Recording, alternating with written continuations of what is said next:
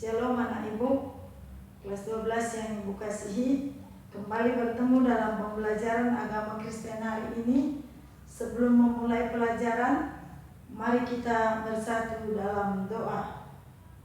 Tuhan, ini kami anak-anak-Mu, kelas 12 SMK Negeri 1 Medan. Kami akan kembali belajar daring. Untuk itu kami mohon urapan Tuhan.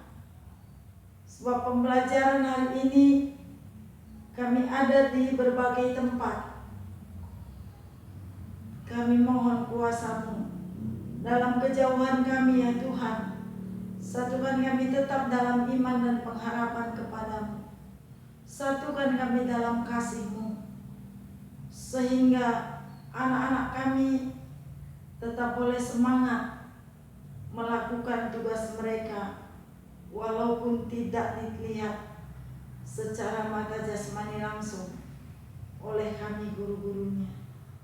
Berilah mereka roh yang taat, hati yang setia, sehingga anak-anak kami kelas 12 menggunakan waktu mereka sangat efektif, sungguh-sungguh belajar sebagai bekal mereka untuk meraih masa depan indah penuh harapan yang Engkau janjikan.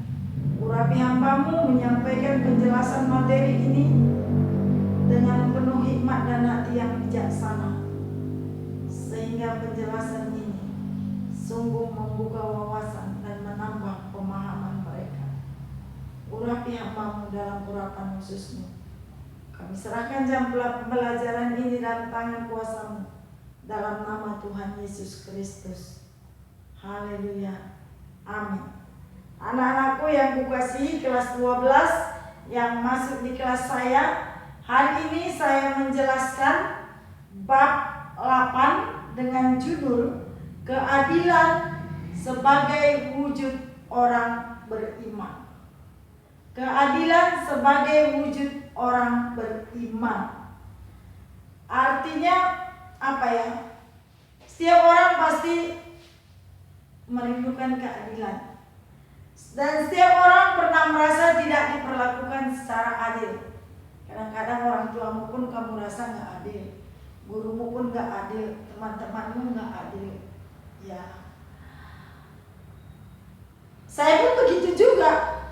Itu rasa haus setiap manusia, karena kita mengukurnya dengan keadilan yang kita tahu dan kita miliki. Atau kita mau diperlakukan kita adil kalau perlakuan itu sudah menjawab kebutuhan kita, gitu. Tetapi hari ini kita belajar sungguh. Seandainya kamu hakim, bolehkah kamu melakukan penjatuhan hukuman dengan sangat adil? Andai kata kamu yang menjadi hakim, bolehkah kamu tidak tergoyahkan oleh uang atau jabatan atau apa saja pun iming-iming dalam memutuskan sebuah perkara? Itu harus kita renungkan. Kan begitu, supaya kita tidak taunya omong-omong doang. Hari ini kita belajar keadilan sesuai Alkitab. Yang sesungguhnya adalah adil itu hanya Allah. Dia melakukan keadilan yang tidak bisa kita protes lagi, karena memang sungguh adil, gitu. Dan untuk kita tidak terlalu capek melihat keadilan yang terjadi di muka bumi ini, di dalam kehidupan kita sehari-hari, kita harus menjadikan Dia hakim kita yang adil. Tenang, kalau kita tidak diperlakukan dengan adil, kita tinggal mengadu pada Dia. Gak perlu dengan berkas-berkas, gak perlu dengan pengacara, gak perlu dengan segala macam konklusi. Betul gak? Itu kan, Dia hakim yang adil. Di Mazmur 145 ayat 7 tertulis begini: peringatan kepada besarnya kebijakan-Mu akan dimasyurkan mereka, dan tentang keadilan-Mu mereka akan bersorak-sorai. Peringatan akan besarnya kemurahan-Mu, kebajikanmu akan dimasyurkan mereka. Mereka umat Tuhan memasyurkan kebaikan Tuhan. Baik itu adalah bagian dari keadilan. Dan katanya tentang keadilanmu mereka bersorak-sorai. Seringkali kita terpesona karena keadilan Tuhan. Gitu. Kita merasa dalam banyak hal lah ya diperlakukan tidak adil, baik di gereja. Tapi ketika kita kecewa, merasa diremehkan, merasa disepelekan, kita datang di hadapan Tuhan dengan berlutut dan menangis, Tuhan aku kecewa, aku mau Kau membalut hatiku, Tuhan tolong aku. Pasti Dia menyatakan keadilannya tepat pada waktunya, sesuai dengan iman percaya kita. Itu. Jadi artinya maksudnya pembelajaran ini keadilan sebagai wujud orang beriman. Kalau keadilannya yang dari manusia, kita tetap pasti kecewa. Karena yang adil itu hanyalah Tuhan. Yesus dikatakan sebagai hakim yang adil. Gitu. Sebagai hakim yang adil pun Dia, itu pula ingat ya anakku, ingat ya, Dia akan menghukum setiap orang sesuai kesalahannya, bukan keadilannya. Sebagai hakim, Yesus menghukum setiap orang sesuai dengan dosa dan pelanggaran kita. Jadi jangan main-main. Dia yang lain memang Dia Maha Pengasih, Maha Pemurah, Maha Pengampun, Pemaaf. Tapi apakah kasih, maaf, pengampunan lahir begitu saja, turun begitu saja secara otomatis? Tentu tidak. Kalau kita sudah melakukan dosa, kita berdoa, ampuni aku. Tadi aku sudah nokohi mamaku, aku bilang beli buku. Ternyata karena ada ulang tahun temanku, aku mau gunakan uang itu untuk hadiah atau kado kepada temanku. Ini aku Tuhan, aku tidak mau selalu jatuh pada dosa ini. Ampuni aku, ampuni aku. Di situ berlaku kasih, di situ berlaku pengampunan. Tidak akan bisa kita kasih orang sesuatu kalau dia tidak meminta, betul enggak? Dan kita pun tidak membaca-baca apa kebutuhannya. Tuhan tahu kebutuhan kita semua, tapi Tuhan mau kita berbicara kepadanya, karena Dia beri kita mulut, beri kita hati. Itu keadilan Tuhan tidak membatalkan hukuman kalau kita berdosa.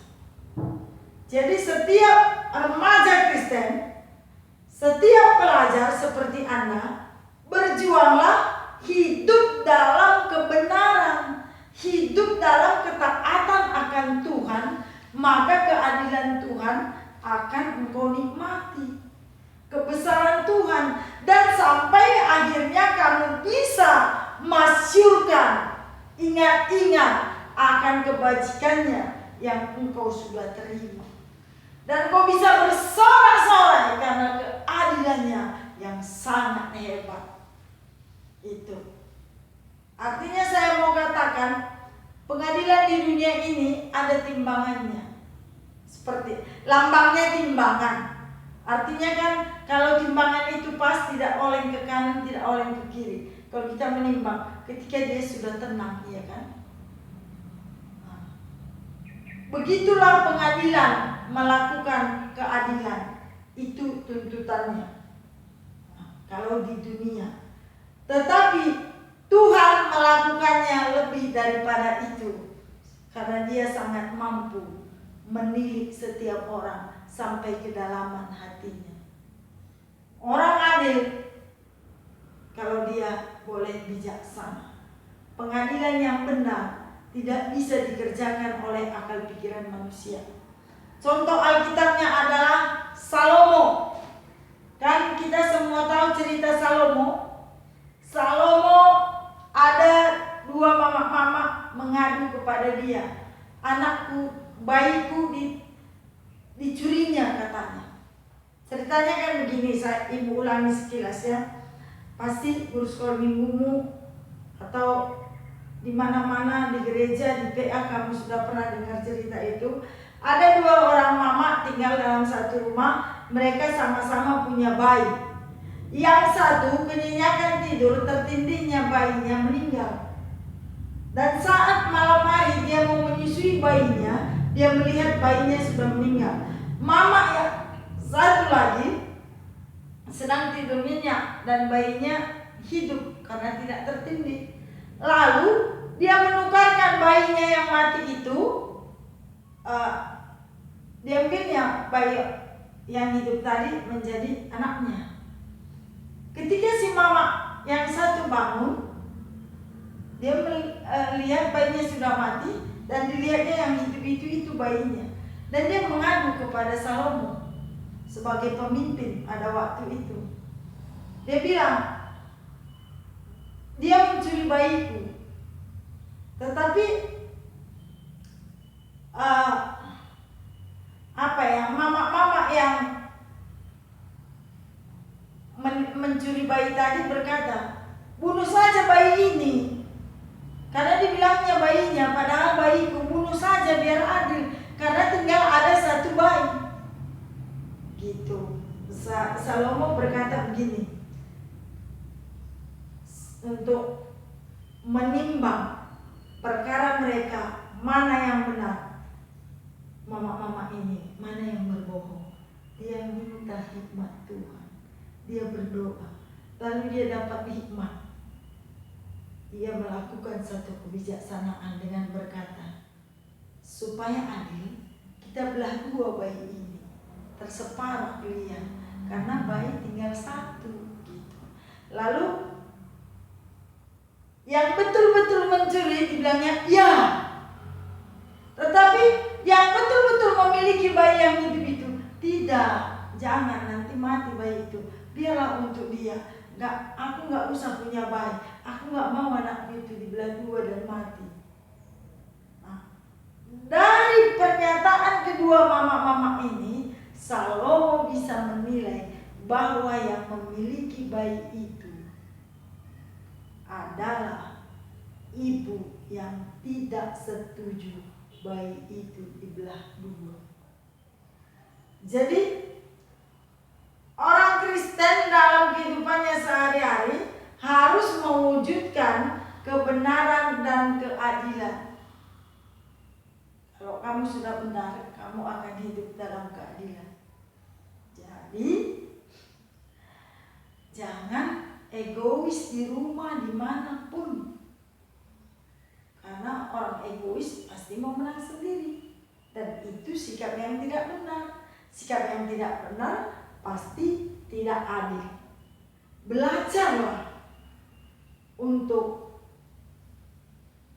benar ini cenderung dengan jujur.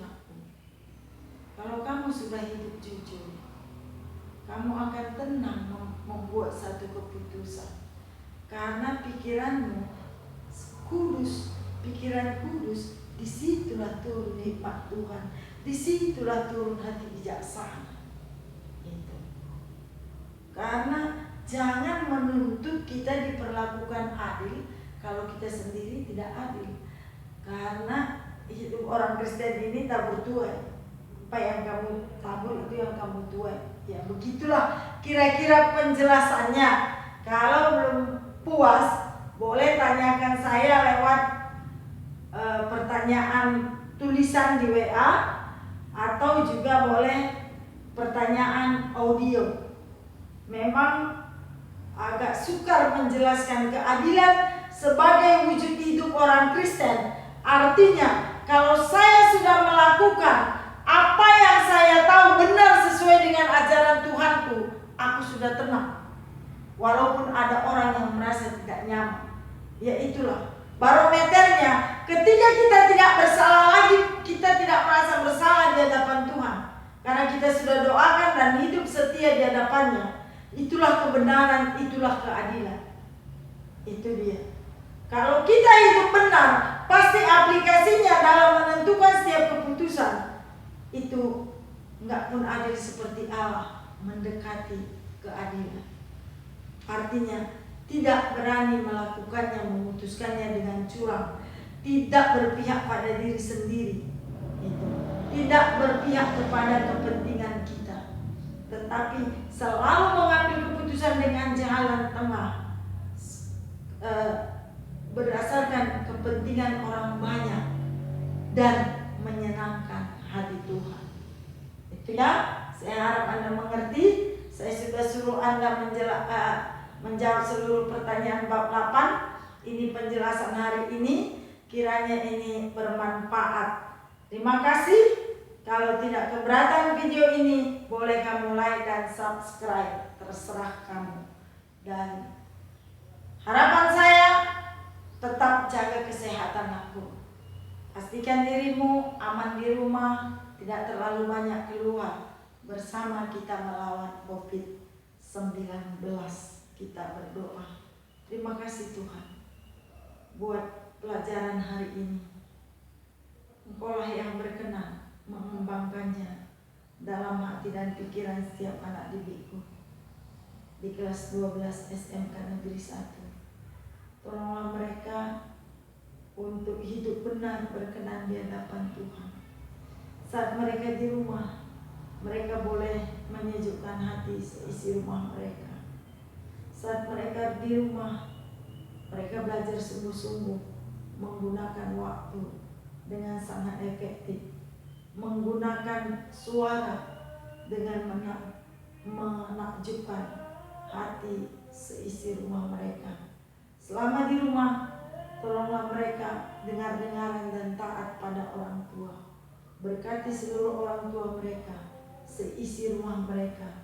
Satupun di antara kami tidak ada yang terpapar COVID-19 ini, karena Tuhan yang memberikan kami kekebalan dari surga.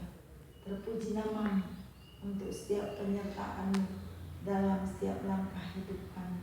Kami bersyukur dan berdoa hanya dalam nama Tuhan Yesus Kristus. Haleluya. Amin.